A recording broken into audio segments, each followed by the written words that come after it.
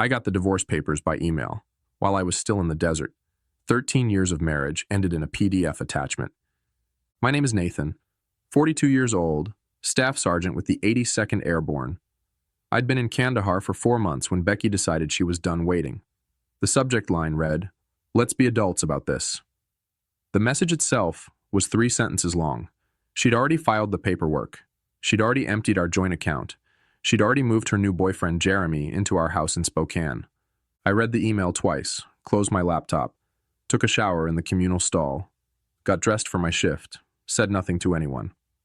When I got back to my bunk that night, I replied with one word. Understood. That was it. No argument, no begging, no threats. Wilson, my bunkmate, noticed something was off. "You good, man?" he asked, not looking up from his book.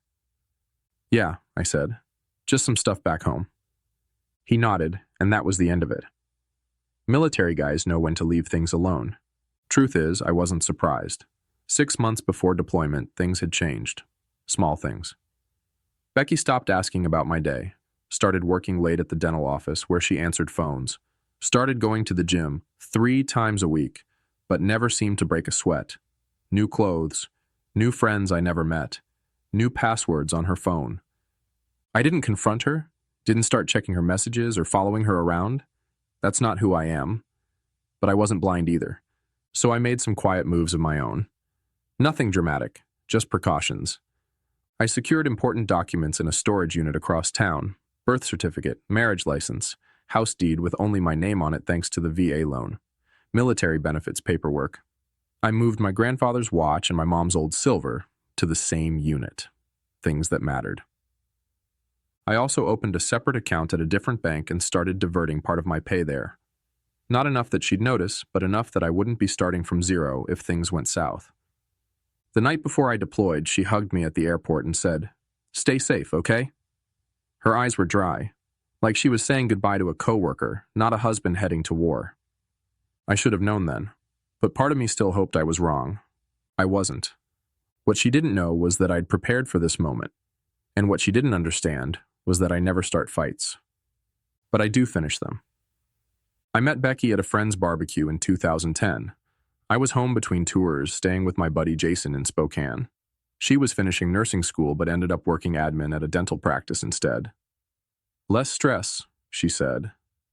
We were married 8 months later. Becky used to say she was proud of my service, though she never quite understood it. Her dad was a bank manager, her brother a pharmacist. No military in her family.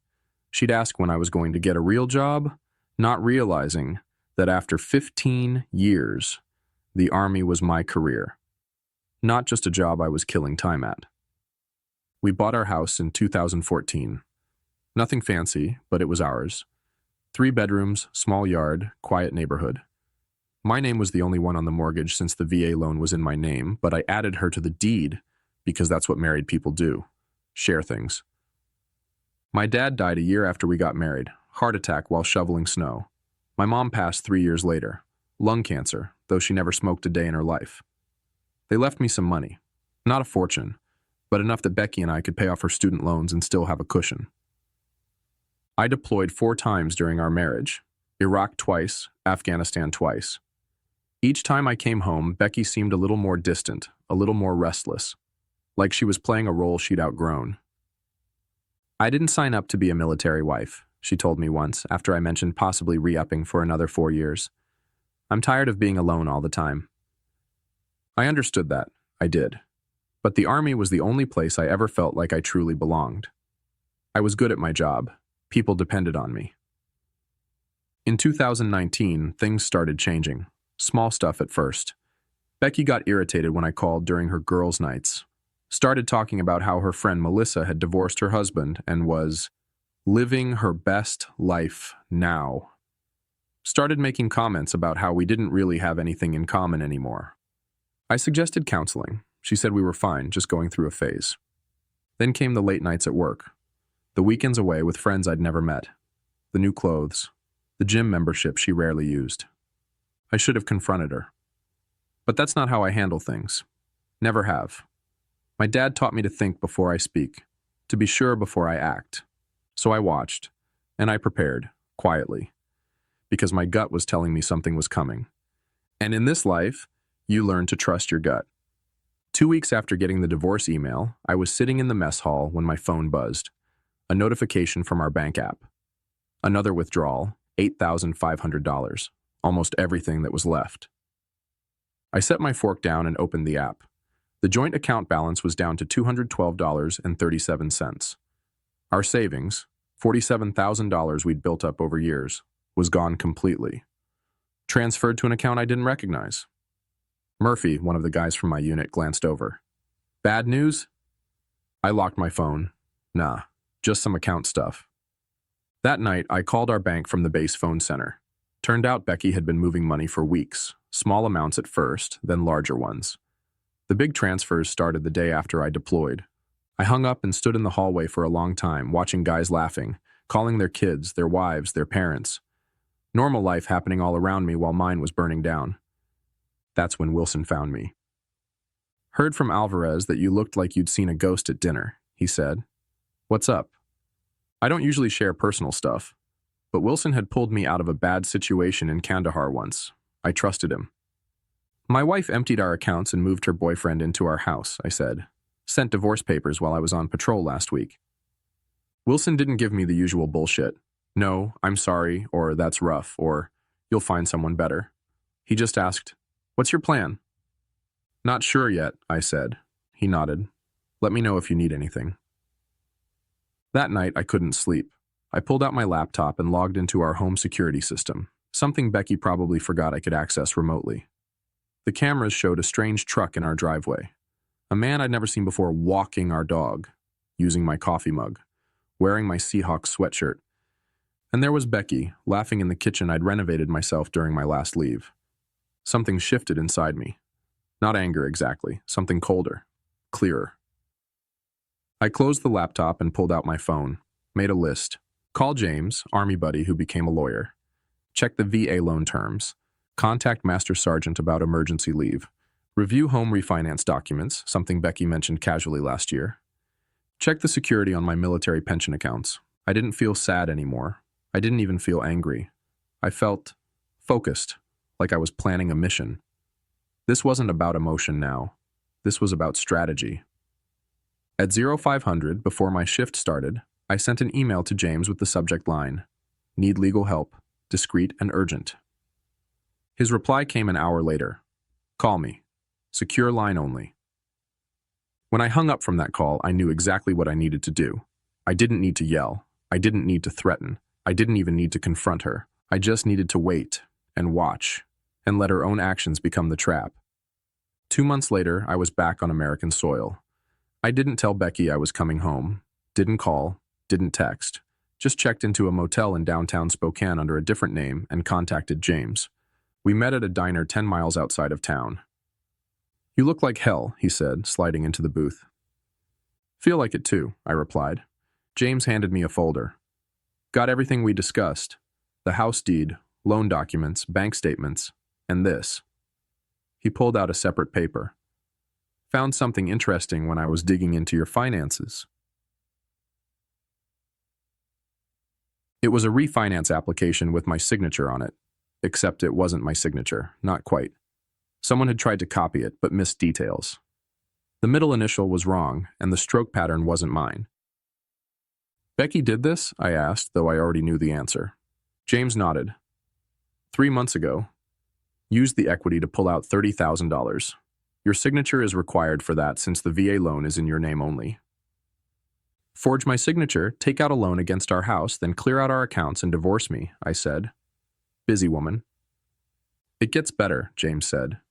She listed her boyfriend as a co-applicant. He's got a record. 2 DUIs and a fraud charge from 2019. I took a deep breath. What are my options? Several, James said. But first, you need to decide what you want. I thought about it. I want what's legally mine, and I want her to understand consequences. James smiled. Then here's what we do. The next day, I drove past our house. Her boyfriend's truck was gone, but Becky's car was in the driveway. I parked down the street and watched for a while, thought about knocking on the door, confronting her. But that wasn't the plan. Instead, I drove to the bank, met with the loan officer who had processed the refinance, showed him my military ID, showed him the real signature on my driver's license, showed him the forged documents. His face went pale. "I'll need to report this immediately." "I understand," I said. "I've already filed a police report." That night, I got a text from Becky. "Who have you been talking to at the bank?" Jeremy said someone was asking questions. I didn't respond. The next day, I went to the county clerk's office, filed paperwork contesting the refinance due to fraud, registered formal notice that no changes to the property could be made without my presence. 2 days later, Becky called. I let it go to voicemail. "Nathan, we need to talk. The bank called about the house. What are you doing? If this is about the divorce, we can discuss it like adults." Like adults. The same words from her email. I still didn't respond. James called that afternoon. "They froze the refinance money, and there's more. Your wife's boyfriend has been driving your truck, right? The one in your name?" "Yeah." "He got pulled over this morning, driving on a suspended license from those DUIs. They impounded the vehicle." "Good," I said. "He also had some interesting things in the truck. Prescription pads from the dental office where Becky works. They weren't blank." I closed my eyes. "She's been stealing prescription pads?" "Looks that way. The police are investigating." I hung up and sat on the edge of the motel bed. This was getting bigger than I'd expected. Part of me wanted to call Becky, warn her. Old habits. But then I remembered the security camera footage. My house, my dog, my life. Given away like it meant nothing. This was the path now. I couldn't turn back, and honestly, I didn't want to. I met with the bank fraud investigator the next morning. Name was Thompson. Short guy with tired eyes and a coffee stain on his tie. "This happens more often than you'd think," he said, spreading documents across his desk. "Spouse deploys. Other spouse sees an opportunity." "What happens now?" I asked. "We've frozen the funds from the fraudulent refinance, but there's a problem. Some of the money's already gone." "How much?" "About half, $14,600. I leaned forward. "Where did it go?" Thompson hesitated. "I'm not supposed to share that information. It's my house. My name forged. My money stolen." He nodded slowly, then turned his computer screen toward me. "These are the transfers out of the refinance account." I scanned the list. Multiple transfers to someone named Daniel Spencer. Not Jeremy. Someone else I'd never heard of. "Who's Daniel Spencer?" I asked. Thompson shrugged. "Not my department, but you should ask your lawyer to subpoena these records." I called James as soon as I left the bank. "Daniel Spencer," he repeated. "Let me run a check." An hour later, he called back. "Got it. Daniel Spencer is a real estate agent. Specializes in quick sales, cash deals." "She was planning to sell our house," I said. The realization hit me like a physical blow. "Looks that way. The deposits were probably earnest money to get him moving on a listing. But here's where it gets interesting. Spencer has done business with Jeremy Ryan before." "Jeremy Ryan? Is that—" "Your wife's boyfriend, yes. They've closed 3 deals together in the past 2 years." I sat down on a park bench trying to process this. So this wasn't just Becky leaving me for some guy. This was, what? A planned operation? "Maybe," James said carefully.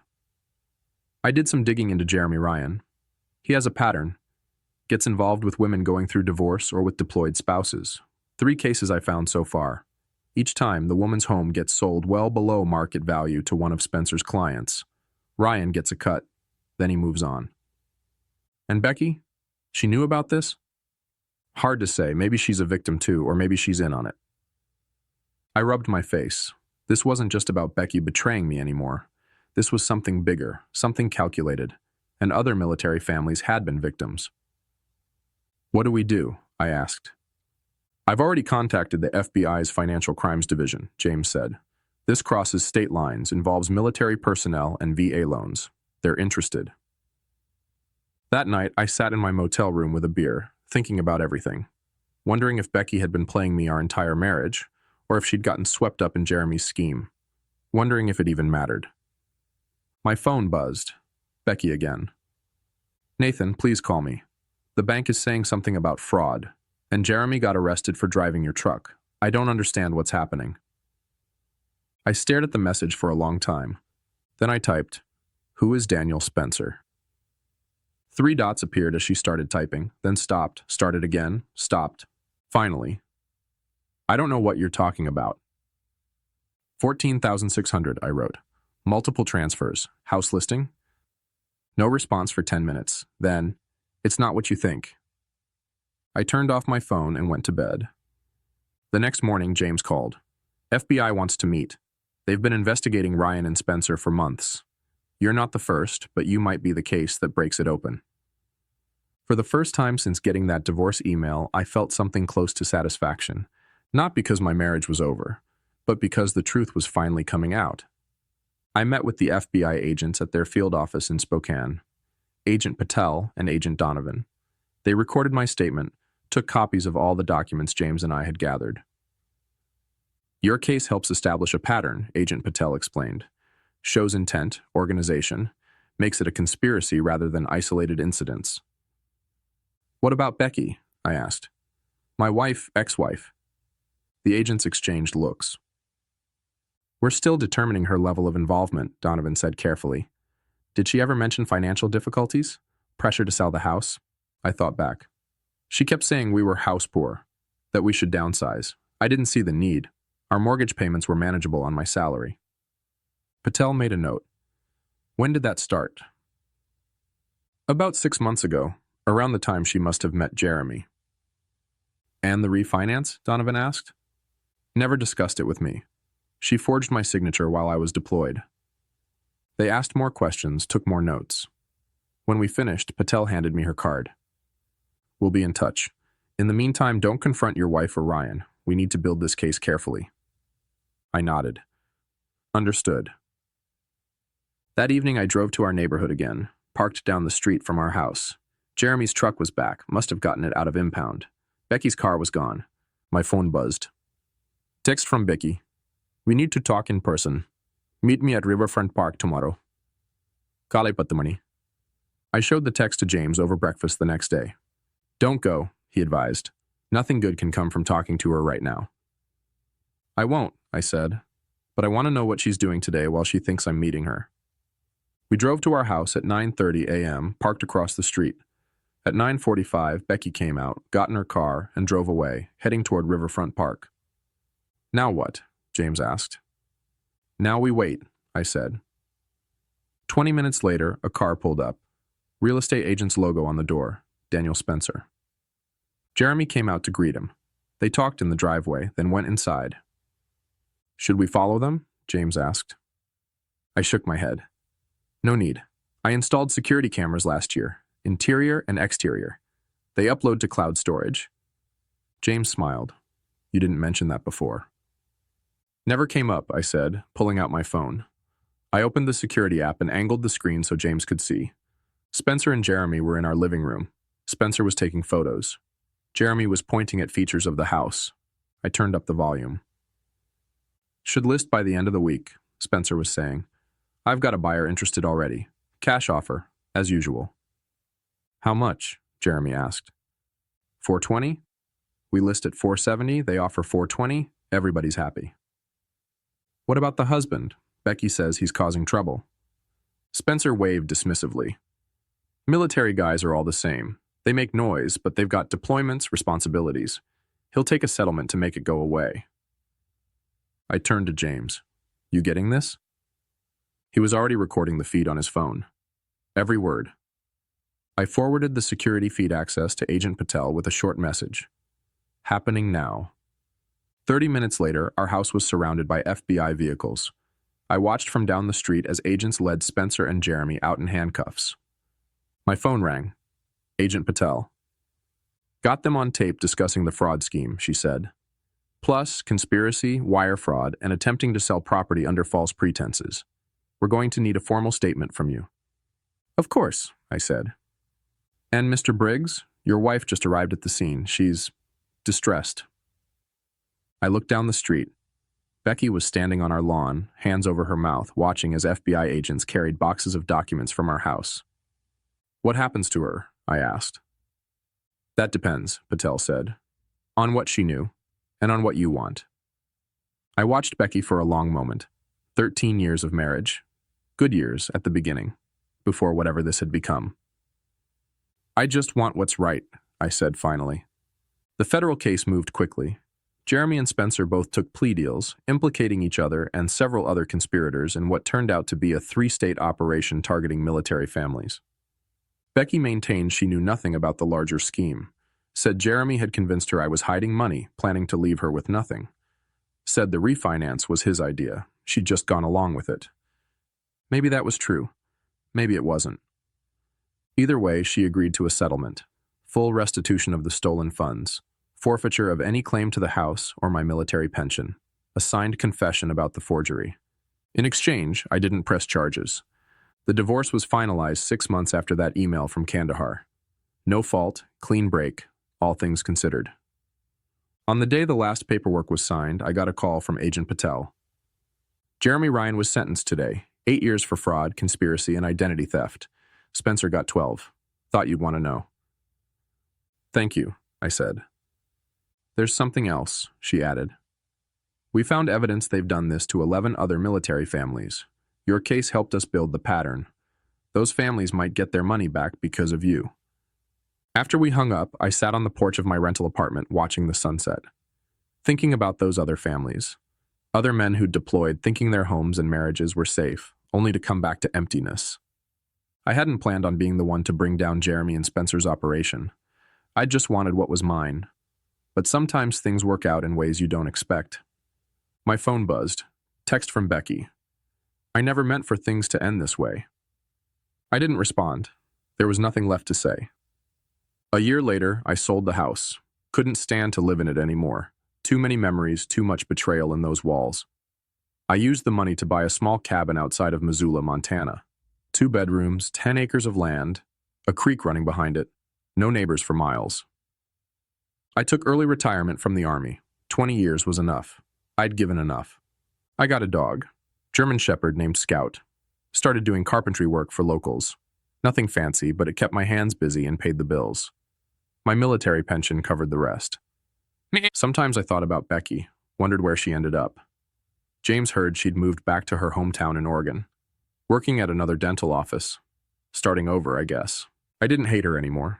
Didn't much feel anything about her, to be honest. She'd made her choices, and so had I. One evening, I got a letter from a woman in Fort Worth. Her husband was in the Navy, deployed when Jeremy and Spencer tried to run their scheme on her. The FBI had given her my name as part of the case. You don't know me, she wrote, but you saved our home. Thank you for fighting back when it would have been easier to just walk away. I read it twice, then pinned it to my refrigerator. Some days, when the silence got too loud or the memories too sharp, I'd look at that letter and remember that something good had come from all of it. Last I heard, Jeremy was still in prison. Spencer, too. The system worked for once. As for me, I was finding my way forward, one quiet day at a time, building something new, something that couldn't be stolen or forged or betrayed, something that was just mine.